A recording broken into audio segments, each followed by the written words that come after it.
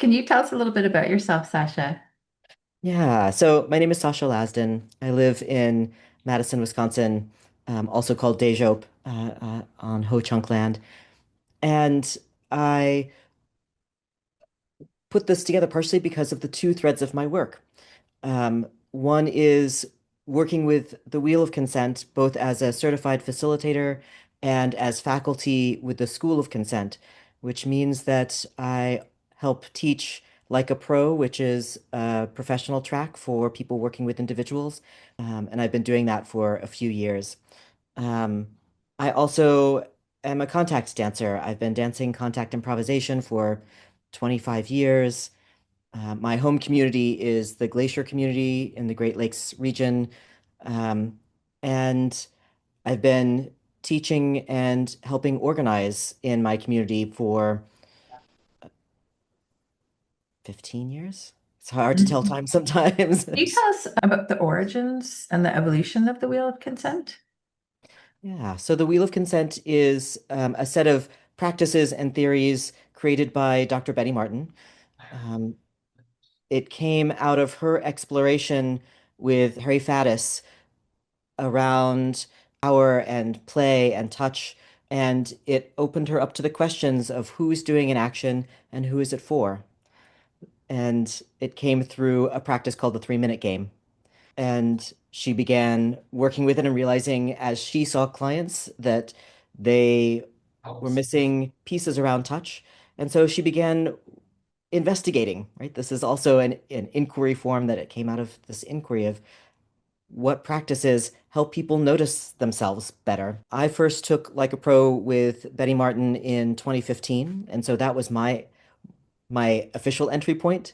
And I was introduced to it a little bit earlier through practices with the School of Body Electric, through erotic embodiment communities, and through the links there with contact improvisation through the Touch and Play Festival in Spain in 2012. Mhm. And there are other practitioners there who are threading in materials and naming it with that lineage. And I heard that and was like, oh, that's okay.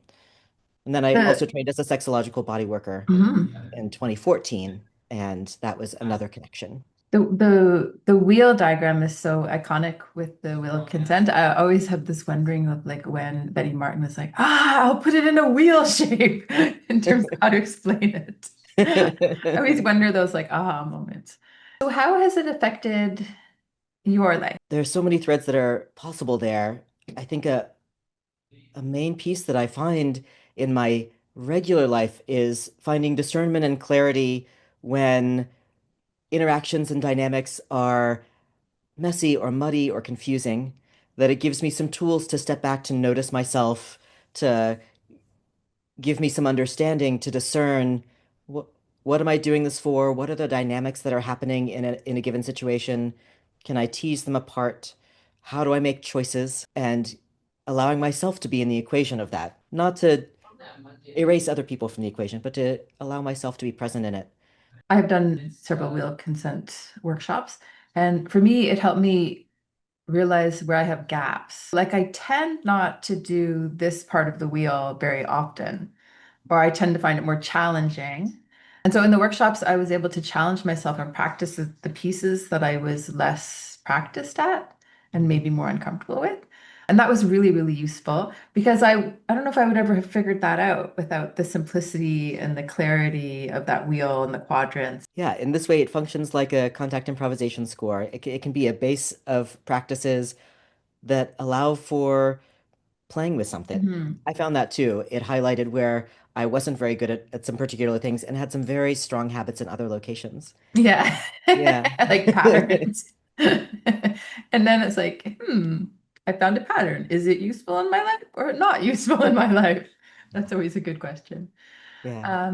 How did it change or shift your contact improv practice? It opened up my questions when I teach contact improvisation around what's happening in the space or the room, Hmm. and shifted my compositional awareness a little bit.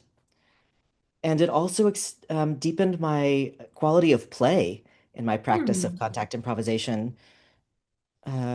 partially because I love questions. I love asking Mhm. questions, and both forms do that. What's actually happening here? They both, to me, are practices that build skills around noticing what's actually going on and what my perceptions are, both expanding my capacity for perception, but also questioning it, Mhm. really questioning it, and letting things drop when it's not useful. I'm making up a story about this other person I actually don't know. Mhm. If I want to know, I might be able to ask, and I might get an answer, or I might not. Yeah. And so living in that unknown space is something that both the wheel gave me greater practice for in contact improv, and contact improv Yeah. influenced how I practice the wheel. I'm struck by how I always feel there's a bit of a thing that gets talked about in contact improv communities to do with freedom, that people want this freedom to play.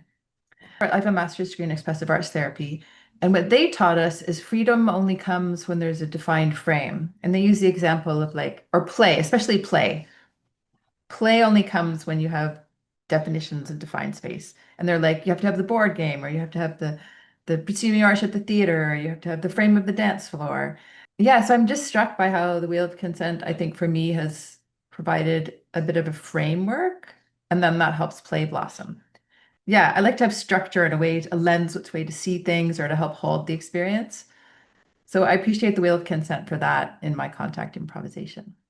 It really offers a great practice scenario for asking some very specific questions that help us navigate and understand dynamics that are happening Hmm. and to play with them and to notice what's outside of that venue too, which and play is one of the pieces that's not necessarily described by the wheel, but it helps me get to the place where play is even more Yeah. possible. And for me, in other aspects of my life, not just contact improv. My husband and I have a laminated card of the wheel right on our bookshelf next to our bed. It's very useful. Yeah. Yeah. Yeah, I often use some of the games of the wheel too in those ways, kind of as a warm up. Like I might for a dancing warm up that has structure and I'm moving through particular places in my body to warm myself up, to tune the instrument of myself Hmm. to get ready to dance. And there are practices like that for contact improv, some of the scores, tuning scores, things like Yeah. that. And I've used the wheel in a similar way of playing the 3 minute game or just stepping Yeah. into Yeah. My what's husband and I possible do that too. here. Yeah. Yeah. And then it can lead to whatever else we want. Yeah. Can you talk a little bit about the upcoming workshop that you and I are going to be facilitating? Sasha's doing the wheel consent step, and then together we're going to do the contact improv part. First, I'm so excited to get to come and teach with you. We've Yeah. danced together before and been in each other's classes before, Hmm. and that feels very anchoring to me and exciting, and I'm looking forward to it. Yeah, I'm excited about it too. Um, I'm hoping that people have an opportunity to dive into the wheel, whether they have never heard of it before or they have experience and want another practice time and space, to be able to have a space to link the two loosely, right? Mhm. And to notice where they might influence each other, and to notice where they don't. I think that there's some useful overlaps, and when it comes to putting two systems together, it's really useful, I think, to find out where they don't because there's all of this other possibility that's still present in both.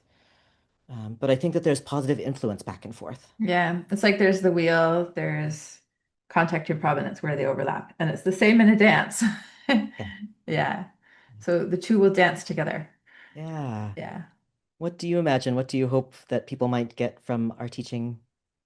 Uh, like I see contact improvisation communities struggle with many aspects of consent. Consent will be messy. But I think giving this clarity and doing these exercises will help perhaps make that bring a bit more ease to that, especially in people being able to fill in the gaps of where they're not maybe asking for what they want or practicing the things that they want to do better and finding out their patterns. I think that's just really useful.